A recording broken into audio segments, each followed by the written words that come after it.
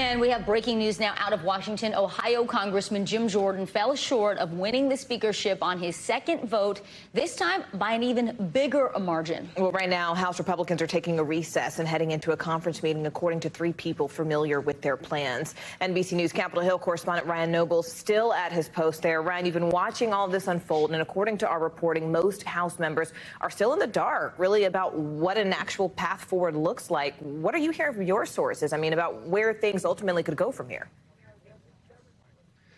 Well, we don't even need to reference sources, Morgan. We can just tell you what these lawmakers said as they exited the Capitol here just a few minutes ago. And we really couldn't get a straight answer out of any of these Republicans about what the next step is. We talked to some that supported Jordan, some that were opposed to Jordan, and everybody seems to have the same consensus that they don't know what comes next. There is some talk about the potential of empowering the current Speaker pro tem, Patrick McHenry, to give him the ability to move legislation to the floor.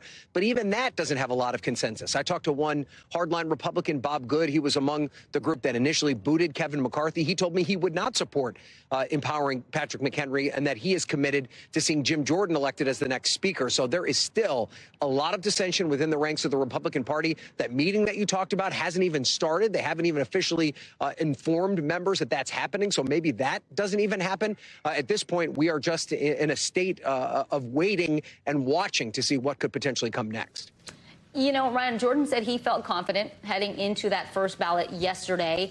Has anybody been able to pin him down, talk to him about what's happening now? And look, it took Kevin McCarthy 15 rounds, so 2 rounds isn't so bad in the context of things.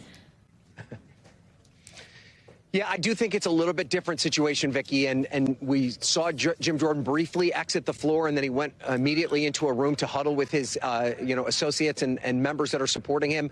He was asked directly if this perhaps could lead to him stepping down and not running for speaker anymore. He refused to answer that question.